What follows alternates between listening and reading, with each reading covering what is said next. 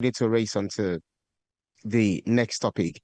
BKO, talking about our elections. Recently, Nigeria Senate passed the Electoral Act 2022 while rejecting a key proposal to make real-time electronic transmission of election results mandatory. Now, the move has triggered intense debate.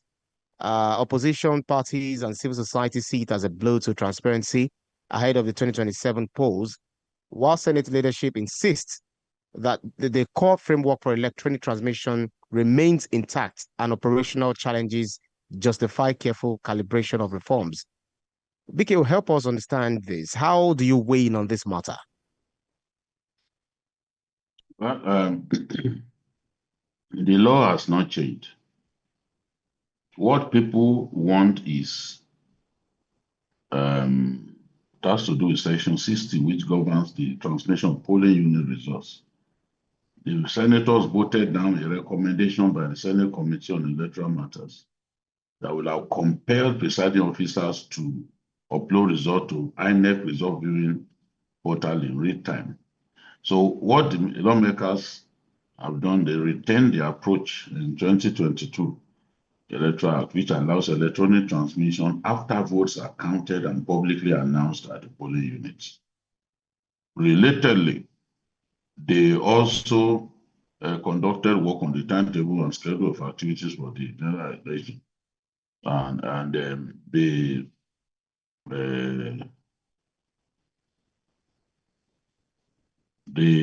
retained provisions requiring that presiding officers count votes at the polling unit, record the results on prescribed forms, announce them publicly before transmitting them electronically to the appropriate collation center. They also affirmed that copies must also be provided to polling agents and security personnel where available. So the senators generally oppose the real-time upload, and the argument is that inconsistent network coverage and logistical challenges could trigger legal disputes and undermine electoral credibility. So, listening to Senator Yemi Adamu, who said, electronic transmission remains part of the law, and results will continue to be available to the public both electronically and through physical forms, ensuring verifiable records for disputes. Now, where I agree with them is it is not in every part of our country where you can transmit results real time. Okay, let me give the example. There is a village in Kaduna State on the way to Briningwari where students were kidnapped about 2 years ago, if you recall. On the day those children were kidnapped, it was the next day that the army was able to get to know that such a thing had happened. Why? Because there's no network in that community, no base station. You cannot call. It's not everywhere. Many people live in urban centers who do not travel. Many journalists who do not really travel will sit in their offices in Lagos. They believe that in every part of Nigeria, they can use their phones. But that is not the truth. So that community that I'm telling you about is a densely populated community, and elections will hold in such a place. But it is impossible for you to transmit results real time because your phone will not have network. So you can't transmit real time there. Let's now go to Briningwari. Briningwari itself, where I did some work recently. In the whole of Briningwari, you cannot transfer money to anybody via your phone. You can't. People come to buy goods, buy cattle and all that. They come with their cash. I have interviews with people who say, look, because our phones don't work here, we have to pay with cash. They pay with cash. You can imagine a sprawling cattle market, sprawling grains market. You must pay with cash because you can't transfer money. And if you cannot transfer money because the bandits have destroyed all the base stations in that area, they have destroyed all the banks. There's no bank building in Briningwari that was standing at the time I visited. All of them had been burnt down. You can't use your phone.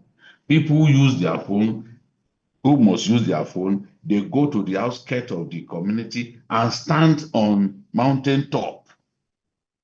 They climb trees just to be able to use their phones. So how can a law mandating real-time transmission of results work in those places? And this is a big local government in Kaduna State, big community, big town, big town. In fact, the richest trader in Kaduna, the one who the biggest maize farmer in that, I mean, the biggest rice farmer in the whole state is resident in that town.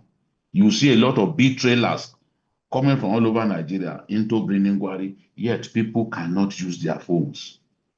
This is not what I was told. This was what I witnessed. So are you saying that they should not do elections in such places? So people will do elections in places where there's inconsistent network. But the problem is you will never be able to transmit results real time. And that was why the law provides for alternative. Let everybody have that result. They will snap the result that they have. All the agents, everybody will have the result, they will snap it. And they will eventually transmit after they've left that area. Those who soldiers in Borno State know that once they travel out of the state capital, in most part of Borno State, they can't use their phones. Boko Haram has destroyed base stations in so many parts of that state. There are not many places where you can use your phone in Borno State. Again, this is what I witnessed. So, and that is their argument. That's why you see that some very consistent opposition figures like Abaribe, like Ireti Kingibe, they said, no, we did not remove electronic transmission. We retained it the way it was. And even the way it was in 2022. And even in doing that, we worked with NGOs. We worked with other people. And there was consensus that this was the right thing to do. Because if you say that, that there has to be real time, and people cannot, they cannot actually do real time transmission, what then happens? There'll be a lot of litigations and all that. So this was what they wanted to avoid when they now said, okay, which means it will only real-time transmission can only happen where the technical wherewithal to make it happen is present. Where there is no base station, where they've destroyed base stations here and there, you cannot use your phone. Let's not kid ourselves. This is the thing. In a lot of those places where insecurity is rampant, people cannot use their phones.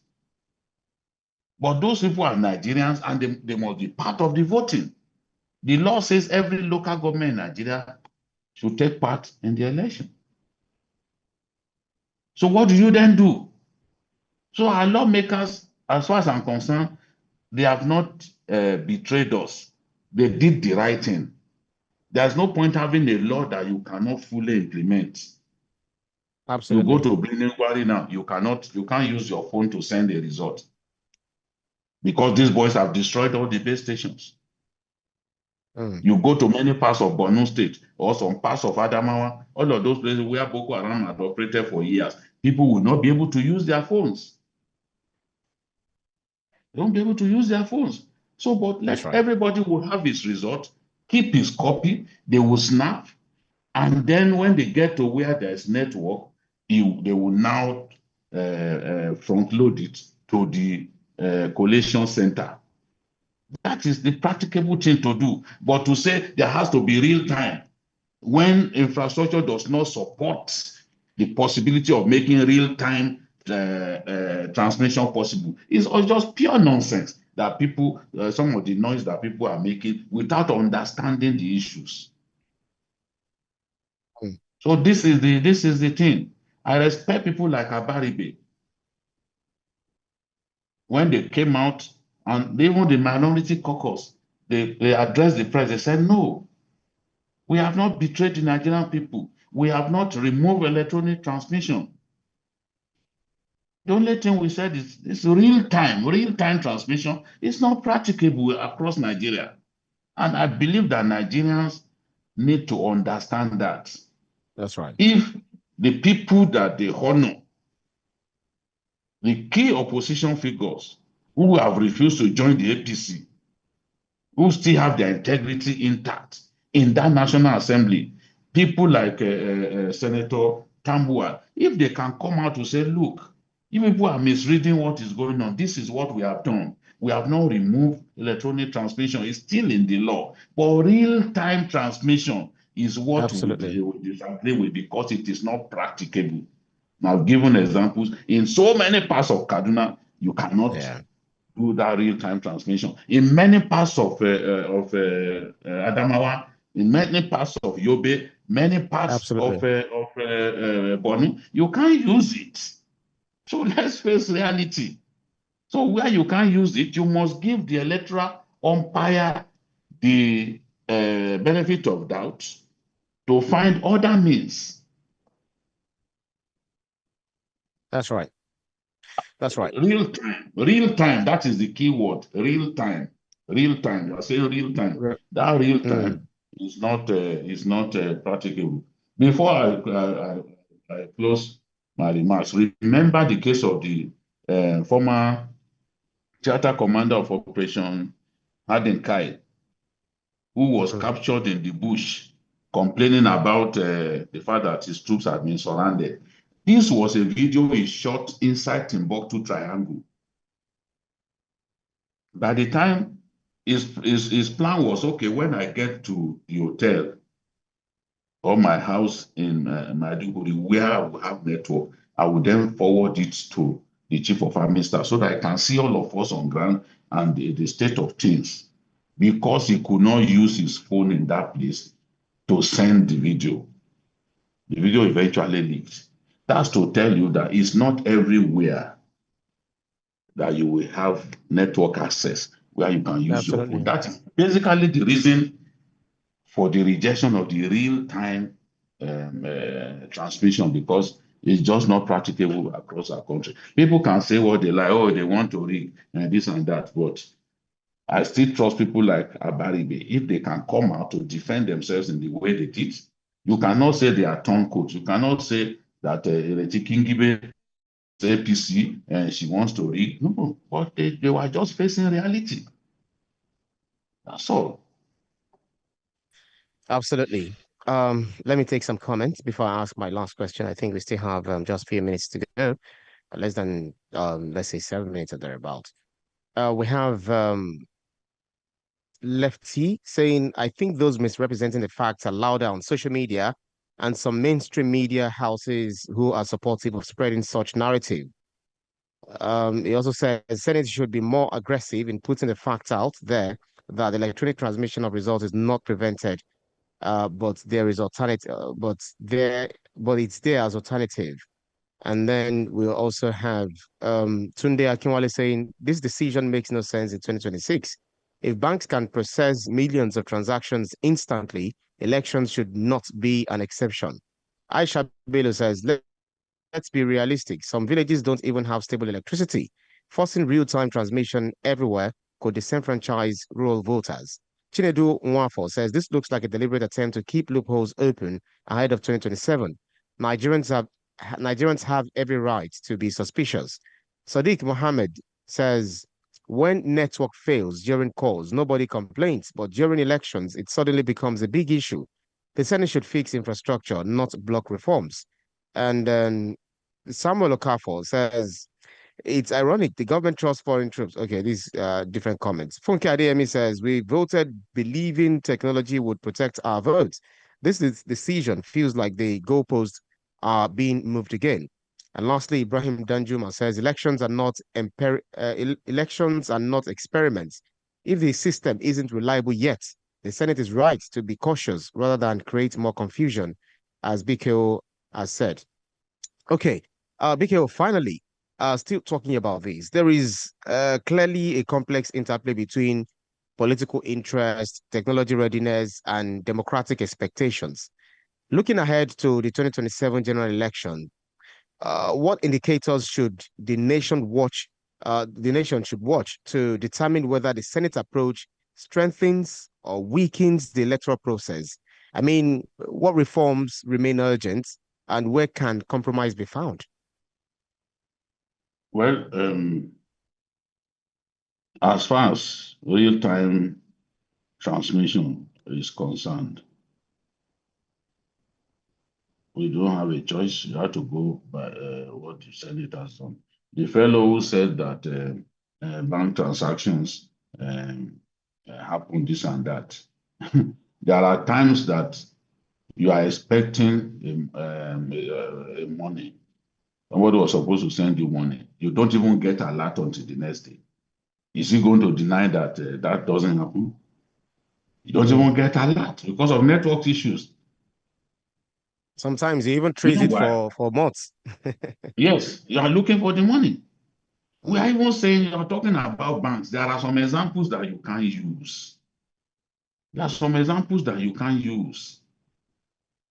In northern Nigeria, there are some communities, big communities, even without a bank.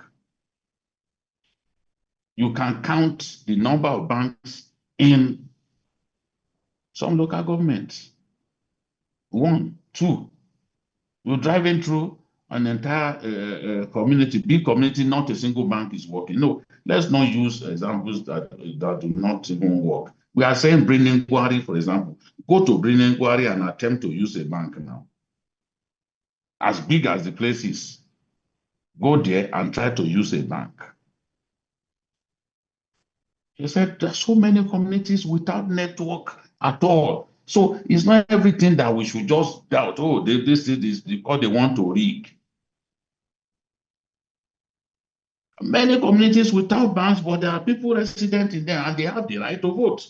Many communities without network presence, yet they must vote. It's their right to vote, but they can't use their phones. They can't use their phones. And for no fault of theirs, you say, oh, Senate should make sure that fix infrastructure. Oh, the Senate that will go to the dangerous areas of Borno State and begin to put base stations. If service providers are too scared to go and put base stations in those places, is it the Senate that will go and do it? So this is the thing. There are other areas. Politicians, if they will play by the rules, we will have good elections. We can have a very good laws, electoral laws, but it's down to the politicians to make up their minds that they do not want to compromise the process. But they are the real issues. I would have expected that the punishment in the Electoral Act for vote buying would be severe. But that's not the case. And the greatest threat to democracy in our country, the greatest threat to free choice in our country is vote buying. All the politicians are weaponizing poverty. People are voting not because they know the candidate or they trust the candidate, but because they've been given money. Those are the issues we should be talking about. So election is now for the highest bidder in our country. You can have IREF, you can have electronic transmission of results. How about politicians giving people billions of naira so that they can vote for them, even though they've not performed? That is what we should be concerned about. Let's find a way to banish vote buying. For me, that's the real issue. They are not snatching ballot boxes anymore, but they are compromising the people through vote buying. And it's not good. That is the biggest threat to our elections. Not the electoral law, not the electronic transmission. It's the vote buying. That is the issue.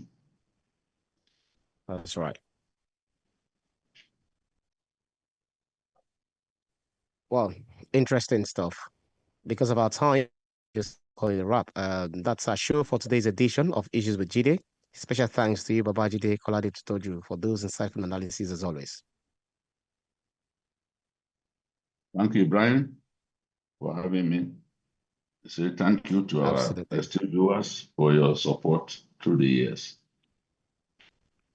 Absolutely. And thanks to you, to our audience, for keeping our company on every edition. You can see the program again anytime by subscribing to our YouTube channel, TVC News Nigeria. Click on the subscribe button to get the latest information. You can also follow us on our social media platforms at TVC News NG. I'm also at Ibrahim_Shita. On behalf of the rest of the team, I'm Ibrahim Shita. See you again next edition.